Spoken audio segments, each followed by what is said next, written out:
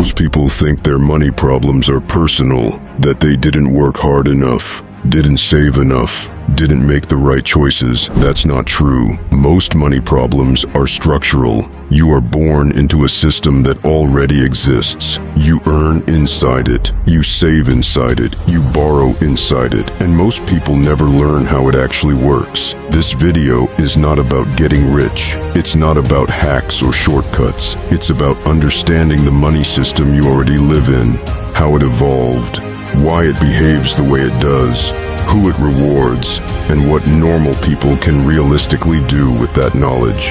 If you understand the system, you stop blaming yourself and start positioning yourself. Let's start at the foundation. Money is not paper, it's not coins, it's not numbers on a screen. Money is trust. Historically, money represented something real: gold, silver, grain, labor. If you held money, you held a claim on something tangible. But even thousands of years ago, money already started shifting away from physical objects. In ancient Babylon, people used clay tablets as records of debts. Those tablets were money, not because they had value, but because people trusted the system behind them. That pattern never changed. Money works because people believe others will accept it tomorrow. When money moved from metal to paper and later from paper to digital, the core mechanism stayed the same. Trust replaced scarcity. Today, most money doesn't exist physically at all. It exists as numbers in databases, entries on balance sheets, promises backed by institutions. Once you understand that, something clicks. Money is not value. Money is a claim on value. And whoever controls the system of trust controls the flow of money. Here's something most people never learn. Credit existed before money. Long before coins existed, people borrowed. Farmers borrowed seeds, merchants borrowed inventory, empires borrowed resources from the future. Credit is simply this: trust extended across time. And without credit, civilization doesn't scale. Rome expanded using credit. The Renaissance was built on credit. Trade empires grew by borrowing against future profits. Interest is not evil. Interest is the price of risk and time. When credit works well, it accelerates growth. When it's abused, it creates fragility. The modern world runs entirely on credit. Governments run deficits. Companies borrow to expand. Consumers borrow to survive. This is not an accident. It's how the system is designed. The danger isn't credit itself. The danger is not understanding how dependent everything is on it. One of the most misunderstood forces in money systems is inflation. Inflation is not prices going up. That's the symptom. Inflation is money losing purchasing power. History proves this again and again. In the 16th century, Spain flooded Europe with silver from the New World. They thought more money meant more wealth. Instead, prices exploded. Savings lost value. The empire collapsed. Why?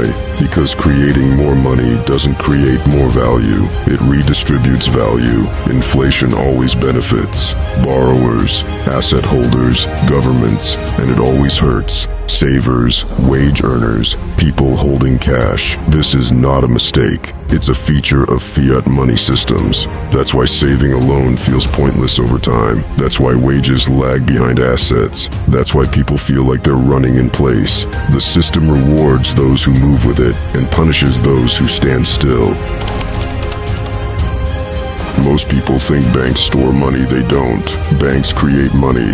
When a bank gives a loan, it doesn't hand out existing deposits. It creates new money by issuing credit. This is called fractional reserve banking. It allows the system to grow quickly, but it also means money is always tied to debt. That's why scarcity always exists for individuals. That's why interest dominates. That's why crises happen when confidence breaks. Banks are not villains, they are mechanisms. But if you don't understand the mechanism, you'll always feel like the system is stacked against you, because in many ways, it is. Here's one of the most important lessons. Assets move with the money system. Wages react after it. Stocks, real estate, businesses, bonds.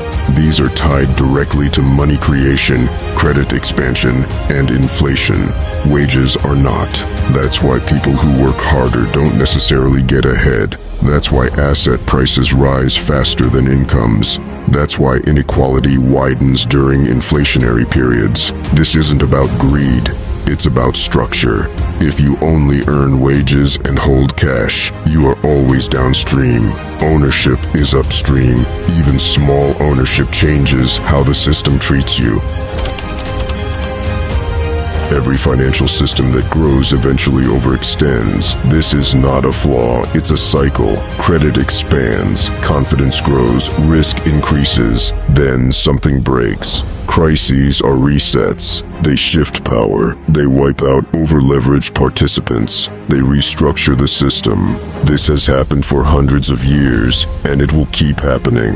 The mistake most people make is assuming the current system is permanent. It's not. Resilience matters more than prediction.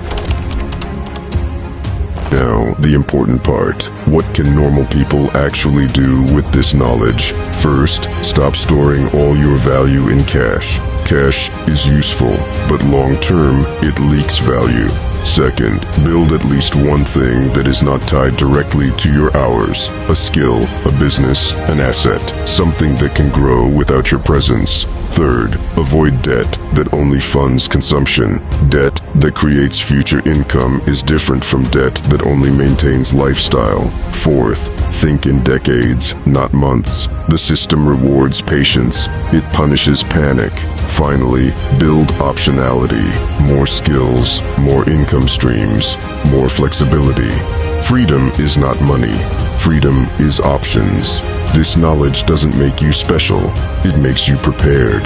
The system will not change for you, but you can change how exposed you are to it. When you understand how money actually works, you stop blaming yourself and start positioning yourself. That's the real advantage. If you want to go deeper than YouTube and actually learn this step by step, I've built a structured community on School. That's where we break these systems down slowly, practically, without noise and without hype. Not motivation, education. The link to the school is in the description. And remember, this isn't about becoming rich overnight. It's about becoming harder to control.